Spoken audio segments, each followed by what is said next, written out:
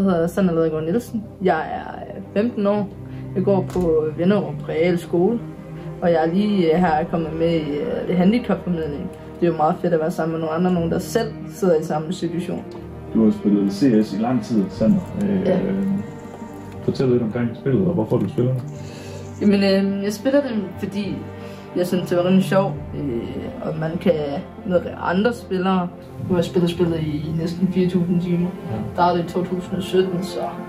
Sandra, nu er du ikke med til e-sport for alle første gang. Du har set nogle videoer derfra. Hvad glæder du dig allermest til?